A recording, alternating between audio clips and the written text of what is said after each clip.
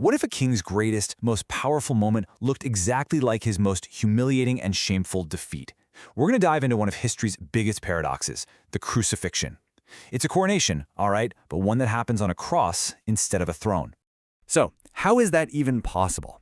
How can an event that was specifically designed for public shame, a total spectacle of failure, also be a moment of incredible power and redemption? That mystery, that puzzle, it's really at the very heart of the whole story, and we're going to unpack it together. Our story kicks off at Golgotha, which means the place of a skull.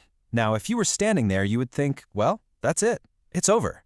A failed revolutionary, a rejected leader, dying for everyone to see. But the story insists this isn't the end. No, this is the exact moment a divine plan for salvation is really just getting started. To really get this moment, you have to understand what crucifixion actually was. It wasn't just a way to kill someone. It was a piece of political theater. It was reserved for slaves, for rebels, for the absolute lowest of the low. And it was designed to be slow, agonizing, and most importantly, public. It was the Roman Empire's brutal way of saying, this is what happens when you cross us. So let's break down the different layers of this shame, because it was a full-on assault on a person's dignity, designed to completely dehumanize them before they died. The physical pain, that was just one part of the weapon. You know, the Roman statesman Cicero said it best. He said, "Let the very name of the cross be far away from his thoughts, his eyes, his ears." It was considered so horrific that a Roman citizen couldn't legally be subjected to it.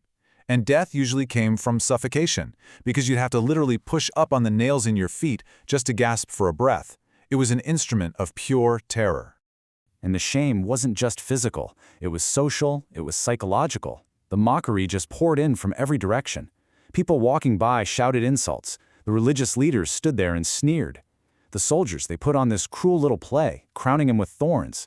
Even the guys dying right next to him joined in. The rejection was total. But here's where it gets really strange. This chaos wasn't random. The gospel writers are really careful to show us that these specific details, the way people were shaking their heads, the exact words they were yelling, even the soldiers gambling for his clothes, all of it was described with eerie accuracy in Psalm 22, a text written 1,000 years before this ever happened. For them, this wasn't a tragedy spinning out of control. It was a prophecy coming true, down to the last letter. And this is where that ancient scene suddenly feels very modern. The source material asks us to think about this, that impulse to mock, to take a little bit of pleasure in someone else's downfall. That's not just an ancient problem, it's a human one. This moment on the cross kind of holds up a mirror to that part of ourselves that finds a dark satisfaction when we think someone is getting what they deserve. But right here, the whole story pivots. It stops being about what was being done to Jesus, and it becomes about the very conscious choices he made in the middle of all of it. This is where the story of a victim becomes the story of a king. Okay, so get this. Jesus is offered two different drinks while he's on the cross. The first one is wine mixed with myrrh. It was basically a narcotic, a painkiller, that some charitable women would offer to ease the suffering. He refused it. But later, he's offered sour wine, just a cheap, common drink for soldiers, something to quench his thirst and, well, keep him conscious longer. He accepted that one. Just think about what that choice means. He refuses the drink that would dull the pain and numb his senses, but he accepts the one that would prolong the ordeal. He was deliberately choosing to face the mission with a clear mind, to endure all of it with full, agonizing consciousness. It was a conscious rejection of pain avoidance to see the task through to the very end. And this choice, this willingness to suffer, it leads us to the theological core of the whole event. Why stay? Why endure it? The answer is in a concept that theologians call the Great Exchange. To understand this exchange, we need to meet another guy, Barabbas. This man was a murderer, a rebel. He was guilty by any standard of the law. He was the one who was supposed to be on that cross. He basically represents all of us who stand condemned.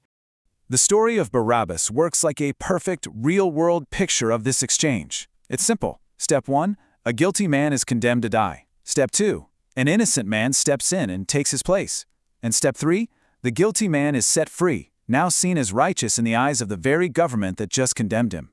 And that is the heart of the Christian message. The claim is that on the cross, Jesus took the place of Barabbas. and, by extension, took our place. He took on the shame, the guilt, the condemnation, and in return, he offers his own innocence, his righteousness. It is a complete and total substitution. But this isn't just a 2,000-year-old history lesson or a theological concept. The story doesn't end there. It actually ends with a personal invitation, one that brings the story from that hill outside Jerusalem right into our own lives. Remember Simon, the guy who was just pulled out of the crowd and forced to carry the crossbeam? He wasn't a volunteer. He was forced into it. And in that moment, he becomes the very first accidental disciple, the first person to literally take up the cross.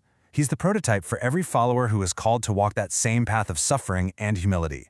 And that brings us to this phrase we hear all the time, take up your cross. Today, we might say it when we're talking about a tough job or a frustrating commute.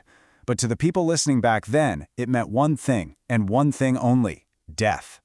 It was a call to be willing to walk the same road of public shame, of total self-sacrifice, and even execution, just to follow this suffering king. And so we're left with this question. If following this king means choosing a path of self-denial over self-preservation, a purpose over pain avoidance, what does that actually look like for us? Today, what cross, big or small, are you being invited to carry?